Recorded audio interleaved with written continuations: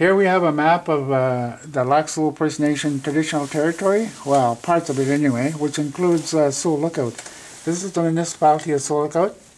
In the yellow is the municipal boundaries, and it includes Hudson, which we came through.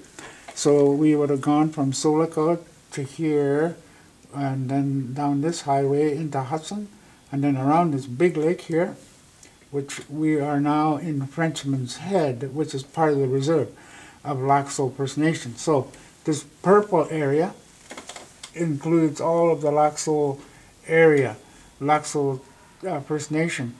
So from about here to there is about, I don't know, 25 miles maybe, and so that's the area. So when I talk about leaving my home community, which will be up here by Keesik Bay, a place called Niguans Bay, we would have traveled the waterways all the way down this way, through the reserve, through this way, and then this way, down through here, this way, until we would have gotten to Pelican Residential School, which was located there. In all, through the twists and turns, it would have been about 40 miles. In my father's fishing boat, which we would have called putt-putt, and it was an all-day journey. So, yeah.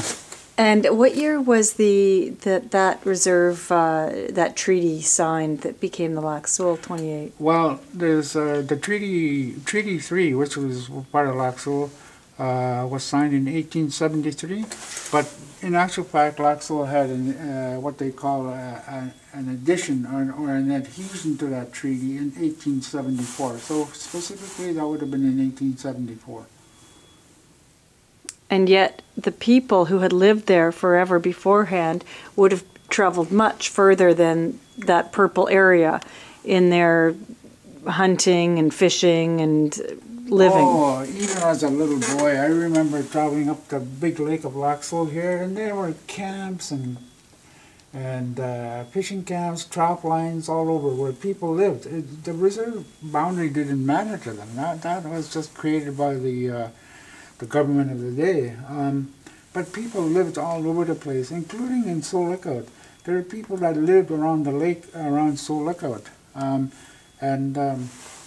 Sadly, some of the descendants now still live in Seul Lookout, except on the streets, because they were their territory was encroached upon and became really strangers in their own land, really. Did your grandparents ever talk about that the land that they now were supposed to live within was really much smaller than their traditional territory? Not really. One of the things that my parents and others talked about was what they called Shkonigan. And that's the word that we use now for reserve, which loosely translated means leftover.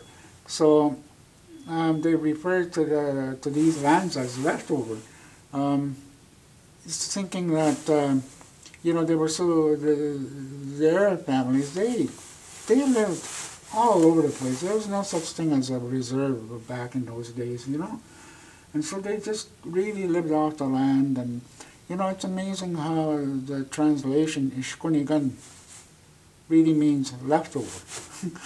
Interesting. Like we have stories, we have people, the Chisels and the Hills, they lived around Abram and Minnetaki Lake areas. That was their traditional area, So they didn't get a piece of land, is that right? No, they didn't. They became, because they didn't have reserve land, they became members of the Lac Seul First Nation, So historically, they had nothing really in common with this area. But by the policies of the government, they had to become a member somewhere, and they became members of Lac Seul. And you're saying some of them didn't because it wasn't their traditional home, and they are now on the streets of Seul Lookout. Well, some of them, in Seul Lookout for sure, the people that lived around here,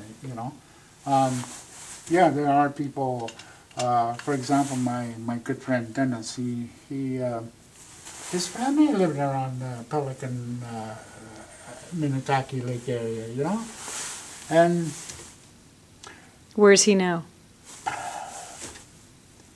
On the streets. He's homeless. And yet this is his homeland, and that's what I mean. He's become a stranger in his own land, you know? And that's the sad legacy of what happened to him, you know?